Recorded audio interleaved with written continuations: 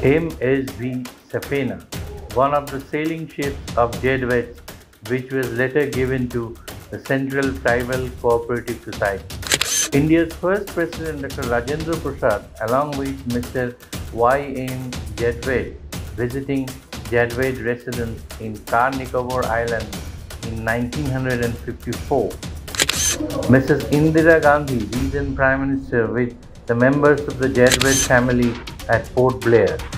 Mr. Yusuf Jadwet, Managing Director of THL, the Central Tribal Cooperative Society, welcoming the Lieutenant Governor of Andaman and Nicobar Islands, Sri M.L. Kampani at Car Nicobar.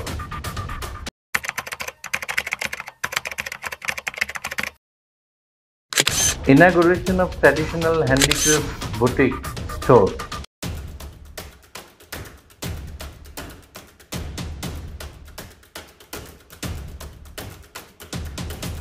Welcome to a whole new episode. As you can see, we have a young, bright, I'd say, mind with me today. And if you have heard of Andaman and Nicobar Island, the history of this scenic place, Andaman and Nicobar, cannot be thought of or cannot be narrated without history of this family, the Jadwet family. We are really honored and happy to have one of the members, the 5th generation scion of the Jadwet family, Mr. Ibrahim Jadwet, with us. So we'll have a nice chat, hopefully a very interesting chat for you as well. So let me start with asking you, how did the Jadwet family land up in Andaman and Nicobar Island? First of all, sir, I'm really thankful that you invited me and to narrate a story on our family history. So Jadwet's, the origin is actually from a village called Mota Varacha in a Surat district in Gujarat. And during late 1890s, Burma used to be very prosperous. A lot of people from India used to go to Burma for trade or for business opportunity or even to work.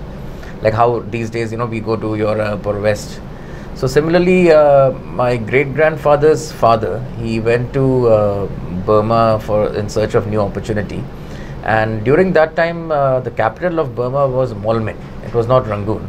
So he established a trade in Molmen, and then later on he expanded to Rangoon and Mergui, which are other two cities of Burma. And then he also used to have sailing boats that used to go from Burma to Nicobar Islands, collect coconut from there, and then bring back to Burma and then sell. So basically there was no trade, in the sense there was no monetary transactions, but it was basically a barter system. The Nicobari tribals, they wanted essential commodities, so they used to, in exchange for coconuts, they used to take back essential commodities. So that's how the thing was going on, and then suddenly in 1938 or 39 there was World War II, and the British suspended all the trade of Nicobar Islands, so there was no traders allowed to go to Nicobar. And suddenly, the trade was stopped. But one fine day, when the war was over, after 4 years, there was a ship that came to Nicobar to give back the essential commodities that they had taken 4 years ago. Before the war. Before the war. So the gesture of this the ship in fact belonged to a family. The Nicobaris liked it very much. And when British had suspended all the thing, they wanted to have a regulated, controlled, trade in Nicobar. So that's how, when they asked suggestions from the Nicobaris that, do you know any family or do you know any trader who you would like to trade with? And that's how the chief captain during that time, Mr. Thomas Halainpa, he suggested the Jadwet family's name. And that's how in 1942, officially, along with the British Allied Force, the family landed in Nicobar for trade. And in 1947, when India got independence, the entire lease agreement, everything was cancelled. It was completely a monopoly trade. We used to pay 1 lakh rupee annually to the British at that time. And that's how in 1947, everything. In those days, it was a big thing. Hell of a lot of money. Yeah. And it was basically control of all 26 islands. And in 1947, the Indian government also allowed us to stay there. The reason was because during those days there were a lot of claims from Indonesia and other countries that Nicobar Island belonged to us. So what they thought, because the Jadwet family had their origins from India, they were an Indian family, and because they had control in all these islands, they had their own boats, own shops, and all small staffs and everything. So they thought, if we allow Jadwets to stay here, the Nicobar Islands will be safe, instead of others claiming. So that's how then we decided to stay there. But eventually it was a tribal reserve area and we had to leave. So my great-grand-uncle, they decided to convert our entire company into a tribal cooperative society. It's called EHL, which is known as Elon Hengo Limited. It's a Nicobari name. And that's how then the business in Nicobar was converted into a society. And then the Jadwet family shifted to Port Blair, which is the capital of Andamans. So now your family is based out of Port Blair? Based out of Port Blair, yeah. How is it, I'm tempted to ask you this, how is it to hail from a family which is almost synonymous with the place itself, and then you moved out of that island, moved out of the country and studied in a place so-called advanced in Canada, then you again came back to look after the family business and probably do some good work and development work for the tribal people there itself. So how does it feel to be from a part of this family? So first of all, I'm really proud of my family's history and their heritage. Not because they were, a wealthy business family, because they had made a lot of significant contributions for the welfare of the islands. And we were always raised in a very simple way. Even today, I ride a two-wheeler bike and go around Port Blair city, and it's a very normal, ordinary bike. And I can, just sit near the roadside and have a tea. Not even a Harley Davidson? No, not even Harley Davidson. So for us, more than money, our value system was more, more strong. And what happened was in 2009, I decided to go to Canada. I did my bachelor's in commerce from there. My specialization was in marketing. And eventually then I started working for a bank called Envision Financial. Then I was working for a logistics firm. So basically for almost 11 years I was in Canada. But then one fine day I decided, I want to come back to the islands, because in 11 years I never assimilated with the Canadian culture. Like my heart was always in Andamans, and I always wanted to do something for the welfare of the islanders or the tribal community or even the settlers. So I actually thought that in 2019 when I came back before COVID, Andaman was booming, and I thought it is the right time that we as an islander, we have to come back to Andamans. If we don't come, someone else will come. And there are opportunities, and it is our islands, and we have to create the roadmap and the vision for the islands. So that is the reason why I decided to come back. What is it that attracts you? I mean, there must be something in that place that attracts you or kept drawing you back to the country. So Andaman Nicobar Islands is also known as mini India. We have the largest community is definitely the Bengalis with around 29%, but then we have 10%, 11% of a lot of Tamilians, Telugu, Malayalam, then we have Hindi speaking, we have Punjabis.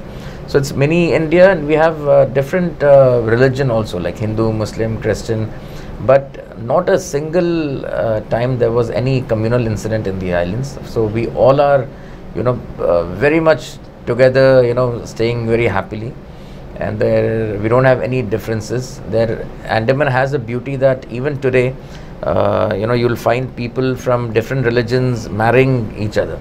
So you'll see a husband is Hindu, wife is Muslim, their son married to a Christian. So which is a very, at the end of the day, we believe that we are humans first than other religion. So that way we are very, fortunate that people live very peacefully, and harmony is always there. And the second thing what I really feel is Andamans is very safe. There is no crime over there. Even today if I'm not wrong, in the local daily newspaper, you will still find ads, small classifieds saying that found a gold chain, kindly contact this number, which is very rare in India. So in any parts of the world, any for parts that of the matter. world, yeah. So these days, even if you drop a wallet, I'm 100% sure you will definitely find it.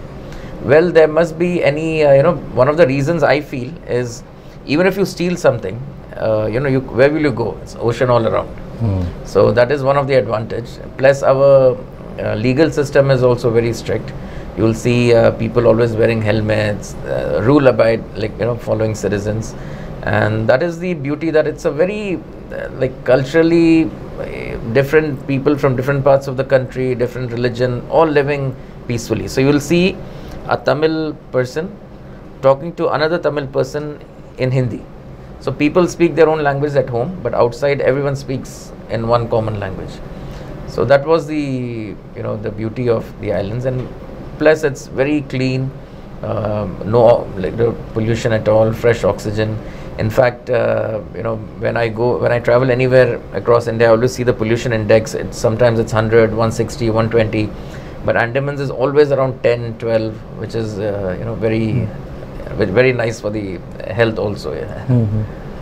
So I was told that your family actually had introduced currency system, although they had seen the barter system as well, but it was the Jadwet family which introduced currency system. So in Nicobar Islands, there was only barter system that was going on. So the British wanted civilization to take place in the islands, and that time but entire world, because Burma, India, I'm talking about 1930s and 40s, currency was already there. Currency was very much part of the mainstream. So the family thought introducing currency would be beneficial for the islanders, and that's how the currency was introduced in 1942. Also the first electricity was generated with the help of diesel generators. That was also introduced to the island, the Nicobar Islands, by the Jadwet family. So these were the contributions. And then in 1950s, the family made a hospital building and donated to the tribals. And there were a lot of other services, like when the war was going on, India-Pakistan war in 1966, the family had few ships where all the essential commodities and for the defense was transported totally free of cost. There was nothing charged. Similarly, there were some roads and some bridges which was made free of cost without charging anything from the government. So they were always, welfare was something which was part of the family philosophy. So from taking food products from Yangon or Burma, some place in Burma to the islands, and then taking coconuts out of that country, so your family has traversed a truly long way. Exactly. Till this. So now it's a big conglomerate that you run, and you have started after coming back from Canada. I would not name it as a big conglomerate. So basically, so our family, we have diversified. Every family member has their own business.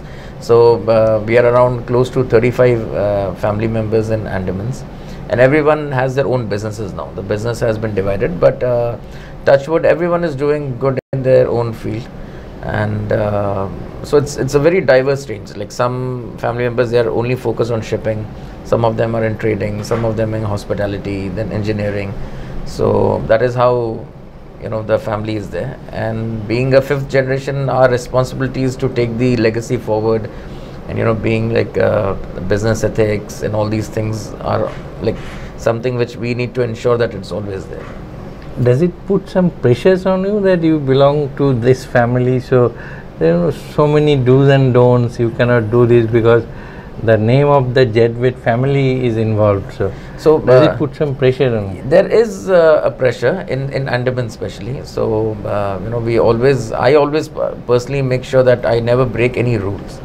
Even when I drive, always seat belt, or whether it is helmet when I ride a bike. Because definitely, the family has, there's been no allegations against family that, there has been many business group in Andamans. But the only reason why I feel Jadwet's name is always, revived by the next generations is because they're very nice people. They have not harmed anyone. That's what I feel, and that is also very important, that the image should always be clean. And so there is some pressure, but at the end of the day, I would not consider that as a pressure, because we don't feel working in pressure. That is part of our thing. So which are the areas where your group company is presently into? So when I came back from Canada in 2019, NMCO. yeah. NMCO. So I decided, because I wanted something on my own, so I never joined my family business.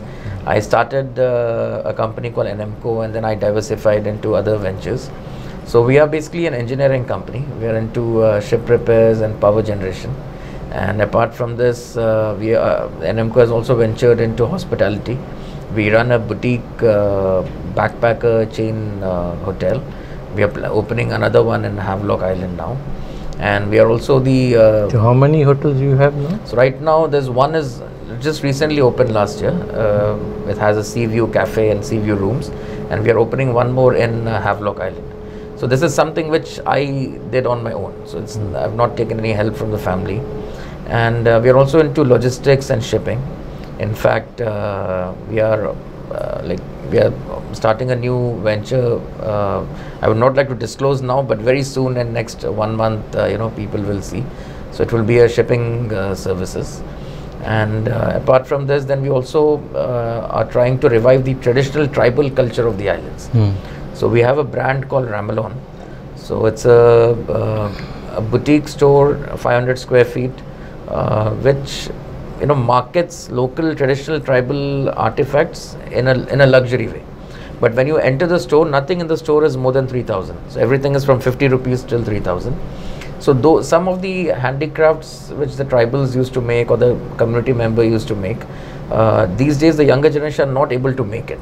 So we are trying to revive and seeing how we can promote all these the real original identity of the islands. We are trying to see if we can tie up with other brands or any other art fair or something. And also we sell a lot of organic products, like recently Prime Minister Narendra Modi had mentioned about the virgin coconut oil of Nicobar Islands. So we have a distribution system. So we purchase authentic oil, and then we package it, and then we sell it to the tourists. So this is something, but now it has diverged in such a way in a very short span, 3-4 years. So now we have also entered into real estate. So we had some of our ancestral properties and some new properties which are trying to see how we can monetize it. So I look after all these things. All these. Yeah. So this craft is one emerging areas worldwide actually. Yes. There's a growing demand all over the world. So do you have any plans to take these products, these tribal products, to outside Andaman and Nicobar, or making them available for the larger world market? So right now we have one store in Port Blair, the capital. We were thinking of opening one store in Port Blair Airport. That's our second plan. And apart from this, instead of operating or opening a store, what we are thinking is we want to take a online shelf space. Achha. Yeah, shelf space. Shop in shop. Yeah, some branded showrooms which are focused on traditional handicrafts, and opening maybe having a space where we can dedicate all Andaman items over there. That way people can definitely go and see it, and they can buy it. Apart from this, I also feel online presence is very important. We have shipped some of our products to places like California, Los Angeles, even Europe. So I feel definitely there is a scope, yeah. And now because Andaman is booming, a lot of tourists are coming. Definitely they will want to buy some souvenirs in Andaman. So that is there. But if they like it, if they want to rebuy it, then definitely online they can. You mentioned about boutique hotel chains also. I remember your family, I think, had started the first star category hotel in Andaman. Yes. Andaman. So my great-grand uncle, his name was Mr. Qasim Jadwet. So he was a very visionary businessman. But he is the founder of... he's one of the... He's not a founder, like his father was the founder. Okay. So he made, the first 5-star hotel in Andamans called Bay Island, which was designed by Charles Correa. And it was, the construction started in 1978, and the inauguration of the hotel was in 1981. but those days making such a beautiful property. And I think after so many years, even now, I don't see any other hotel in Port Blair, with that kind of landscaping, with that kind of view, or with that kind of architecture. So definitely, the hospitality in other way was actually started by our family. And there are a lot of other things. One of my other uncle, his name is Mohammed Jadwet, he's into shipping. So he started India's first catamaran services. So that's a passenger ferry that goes from Port Blair to Havelock. So a lot of things, our family introduced into the islands for the first time. A lot of first timers. A lot of first timers, yes. And you mentioned about the craft thing. You are also imparting some training to them, or skilling them, upskilling them to. So what happened was, we wanted to do that, but the issue that we are facing is the younger generation. They're not, they don't want to learn because they don't feel any monetized thing in that. So now we are trying to create a demand. Once the demand is created, definitely people will buy. They'll see the money is coming. In our store, I have very beautiful artists. They are like tribal artists who make very beautiful paintings. I know that every month, some of them earn up to 50,000 rupees, which is a very good income. So hopefully, seeing that, other artists will also come on the streamline. And I don't want that, I don't want to create a monopoly saying that, okay, everyone has to come and sell their products to me. But if they want to open their own boutiques, it will be, in a larger scale, it will be better for the islands. The islands will develop, the islands' tradition and culture will, sustain. You are very young, studied abroad, and get exposure to the outside world, the modern world. Do you have any plans to get into some of the new economy sectors, quote unquote, like IT, for instance, AI, for instance, all these areas, or you will continue to focus on the areas which you are already into? No, as a businessman, we are always looking for new opportunities. In fact, AI and the other technologically advanced the IT thing, we would like to incorporate with our existing business system. That is there for sure. So adoption of technology, because we don't want to be outdated in the market. And apart from this, we are exploring new opportunities in terms of renewable energy, like solar or wind. But that is, I still feel for Andaman is too far. And then there are other. If I'm not wrong, Andaman is one area we had taken the first step towards solarization. A lot of Indian companies, if I'm not mistaken, L&T went there. Yes. To start something. So it was 2016. Yeah, they had a solar. Things didn't work out. Things did not work out because there were some technical issues, plus heavy rains in Andamans. Maybe wind power may work there. Yes, there are some islands that they had identified for which is suitable for wind. Hopefully, I think the new government, when they come, new development, and they have more vision. Now the Great Nicobar project is coming up very quick. So I think Great Nicobar project might be a game changer, because that will be a port which will counter Singapore and Hambantota in Sri Lanka. And Great Nicobar is rightly situated in the entrance of the state of Malacca. So most of that ships passes through that. So a transshipment coming there will definitely help the country's economy also.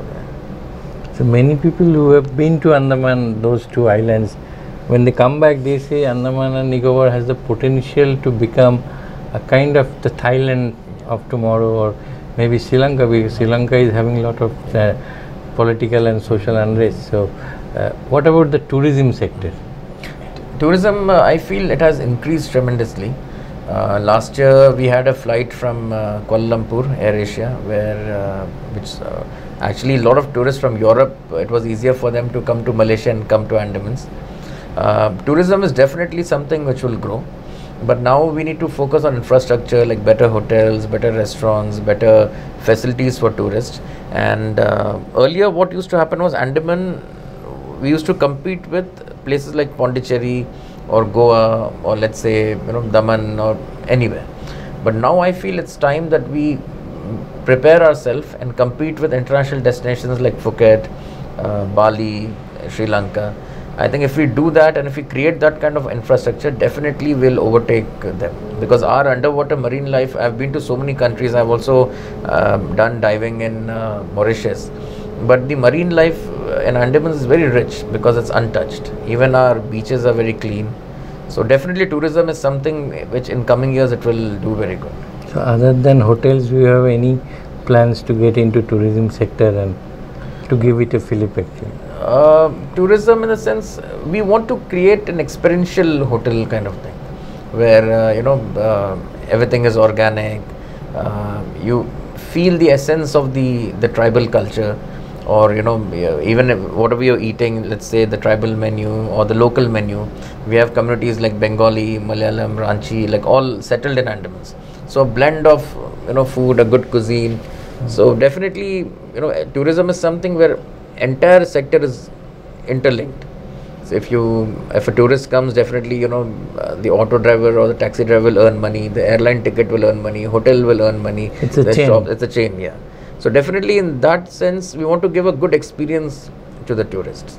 We want to, at the end of the day, it doesn't, if you just have beaches, it won't sell, because beaches are also there in Jamaica, like Bahamas, beaches are there in Philippines, beaches are there in like Sri Lanka. It has to be a story that you present, how you present it. Absolutely. That is more important. Storytelling is very important. Plus, you have to add a dash of ethnicity, local yes. culture, Yeah. and everything. So if we forget our roots, then I think it's very difficult to go ahead. So the ethnicity, the culture, the local, the blend of the communities settled there. So that way, I think it will do really good. I'm told you are writing a book on your family's history. Yes. So can you tell us something about that, and when is it coming out? So it's been, I've been writing since many years, but I was not getting time to finish it.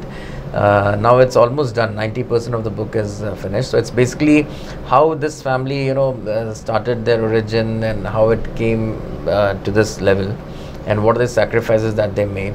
And it has some rare pictures like of President of India, Dr. Rajendra Prasad's visit to the islands, and a lot of old photographs which I collected. Then a lot of handwritten letters I have done. And I wanted to make the book more interesting, so it's not only theory. You don't have to read. So every page I'm making sure will have a photograph which will relate to you, to the old Andaman Nicobar. So hopefully next 2 to 3 months I'm planning a launch. And hopefully I'm planning to do a launch in Andamans and also outside Andamans. That way more and more people will get read. To know about it. And this book is not only about the Jadwet family. So it is a journey of Jadwet family in the islands, which also has a lot of history of the islands in it. So that is the book. I'm sure it will be an interesting read. Yes, definitely. And there are a lot of hidden or lesser known stories about the islands also. Yeah, so there are a lot of things which a younger generation don't know. Like I'll give you a very simple example that like a story which a lot of people don't know. So we had a Nicobari tribal chief leader. His name was Edward Kuchet. So the Prime Minister of India, Pandit Nehru, asked Kuchet ki, Kuchet sab, we want some land to expand our Air Force base, the airport, and it will be great if you could give us some land. So Kuchet immediately, without any hesitation, he went and he's jitna bhi zameen chahiye tha, I'm not sure, maybe 100 or 200 acres, he just gave it off. And Pandit Nehru invited Kuchet to Delhi. So then he asked Kuchet ki, Kuchet sahab, आपने तो जैसा पूछा आपने उसी time हाँ बोल दिया, तो इसके बदले में आपको क्या चाहिए? आपको अगर कुछ कॉम्पनसेशन चाहिए या फंड्स चाहिए या इस ज़मीन के बदले में कहीं और ज़मीन चाहिए या कोई कॉलेज बना के दें. So Kuchet said, आप जो जैकेट पहना है मुझे वो चाहिए और अभी चाहिए. तो नेहरू जी ने उसी टाइम अपना जैकेट निकाल के कुचट को दे दिया. So you can see the simplicity and innocence of these Nicobari leaders. So if अगर कोई और होता भले ही बोलता हाँ मुझे इसके बदले 500 करोड़ रुपया दे दो something. But money never bothered them. It's all about the innocence and the love and the respect that they wanted. So there are many stories like this. So later on, I think when Rajiv Gandhi became the Prime Minister, he made sure Kuchet gets Padma Shri. Then he was awarded Padma Shri for that. Yeah. So there are stories like this. Yeah. Good anecdotes, and Yes. otherwise pure nostalgia. Yes. Which in itself is a pure bliss. Exactly. You mentioned about these virtual who's who. This is the last question, but you have everything, all the elements. You hail from a family that's pretty well known. In fact, as I started this discussion saying that the history of the islands cannot be complete without the history of your family. The family members with a lot of hobnobbing with the virtual who's who, good social work background and everything. So these are all the elements required to become a politician. So do you have anything at the back of your mind to join politics, or has there been any pressure from any quarter, although it's a small country with a limited number of MPs? We only one MP. Yeah. Only one MP. But even then, you have all the elements required to be into politics. So any pressure, any inclination? Not really. I would say that as a businessman, we are always neutral. And since those days, my great-grandfather, my great-grand-uncle, he was in fact asked, would you like to go to the parliament? Indira Gandhi had asked him. And he said no, because as a businessman, we always have to be neutral. And we don't want to go into politics because we feel that we can, whichever party comes in power, we'll always be there to support them or advise them in terms of what can be done better for the islands. But I don't think I'll be ever going into electoral politics. But if there is some advisory position, if the government wants to offer anything, I wouldn't hesitate taking that, because in my way, I feel whatever way, either like whichever way I can contribute, I think I'll do that. But apart from electoral politics, any other I would not affiliate myself with any political party or nothing like that. Electoral politics, you are not interested. No. Thank you very much, thank Abraham. you so much. It has been fascinating. I'm sure we'll be waiting for at least 3 to 4 things. One is your book. The second will be your next business initiative. We said you will disclose in 2 to 3 months. And then in what advisory role and whatever capacity we will get to see you in future for development of the further development of the island. No, that is definitely there. I would like to invite you and all the viewers who are watching this program, please come to Andamans. It's a very beautiful place. You will see how a small, community with different cultures and different religions still live very peacefully in such a beautiful island. And why to, go all the way abroad if our own country has such a nice beaches? And it's from Calcutta, I feel it's only 2 hours flight, 2 hours away. When you go to Darjeeling, you drive and go, it takes 10-11 hours, definitely. So you just take 2 hours flight, and every day we have 4 to 5 flights. So, if you're planning your vacation or anything, please do visit Andamans and enjoy the stay over there. Thank you so much. Thank you so much. I hope to see you soon in Calcutta. Yes. Thank you. আনন্দ আর ভালোবাসার দীপ্তিতে গড়া সমুজ্জ্বল পরমা, ঠিক তোমারই মতো। শ্যাম সুন্দর company jewellers, Agartala, Udaipur, Dharmanagar, Kolkata.